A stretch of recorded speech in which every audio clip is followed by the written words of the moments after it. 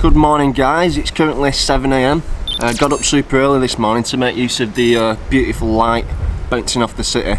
I'm currently sat outside the Western Wall complex just having a coffee. I didn't really want to be vlogging near the Western Wall, just out of sign of respect. So the old city of Jerusalem is actually divided into 4 quarters. You've got the Jewish quarter, the Muslim quarter, the Armenian quarter and the Christian quarter, and it just makes it a really nice mix of different cultures from around the world.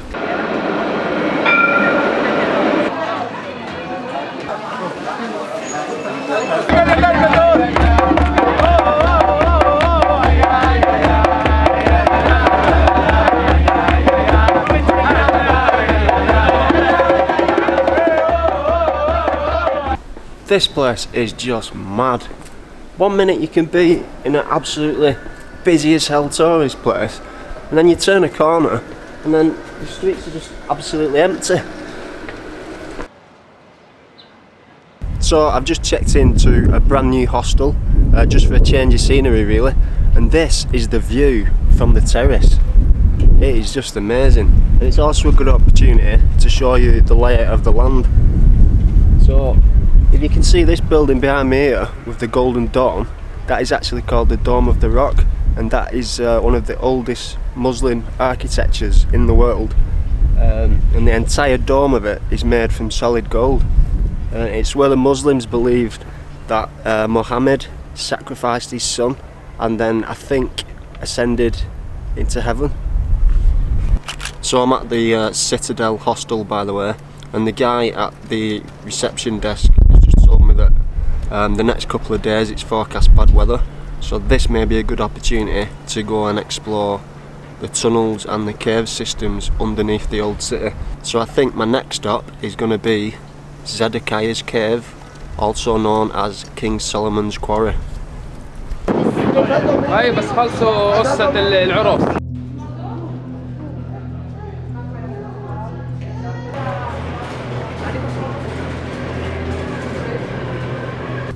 So this is Zedekiahs Cave, also known as King Solomon's Quarry, but in fact it actually has nothing at all to do with King Solomon.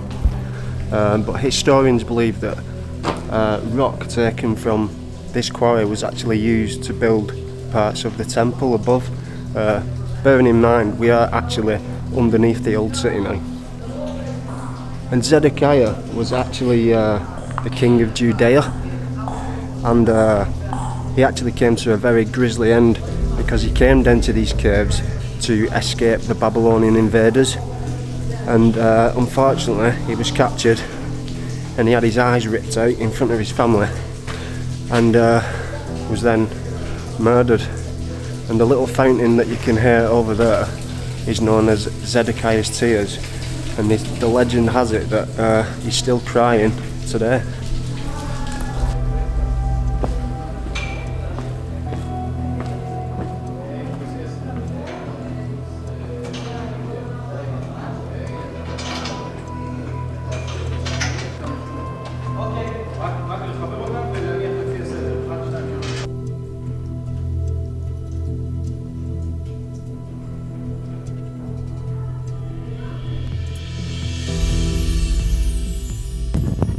So I've just found a spot which I believe that not a lot of tourists know about, and it's actually found on St Mark Street.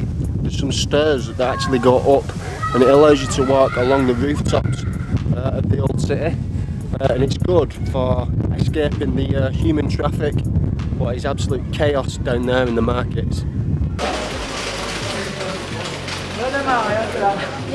So I've just stumbled upon an area called the Hidden Gate, and it's believed that this was the gateway to King Herod's palace in the Second Temple period. It's no longer in use, but when it was in use it used to lead right inside the old city. So these are actually burial caves, and it's believed that these are actually from the First Temple period. It's a terrible shame really, because all I can see inside the actual burial cave is just rubbish and litter. I mean, someone was buried there, right?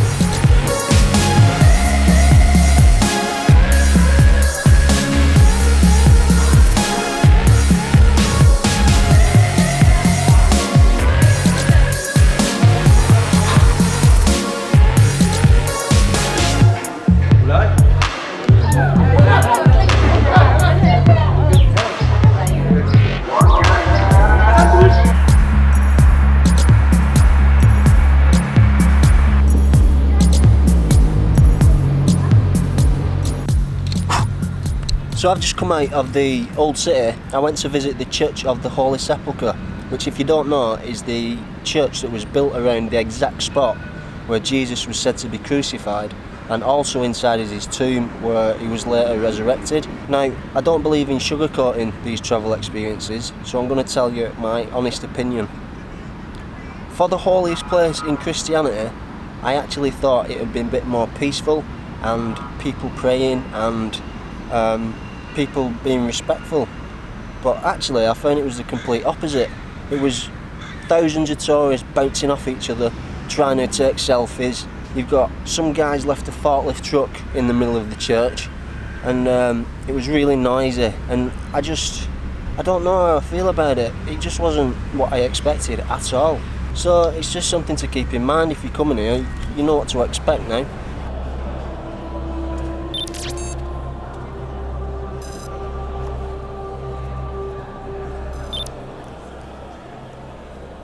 The Church of the Holy Sepulchre was built around what is believed to be the site of Jesus Christ's crucifixion.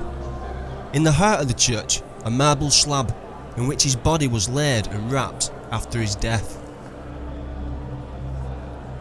Archaeological evidence and excavations show that originally the site lay outside the city walls until new walls were built in the 1st century, and was actually a disused quarry until that point.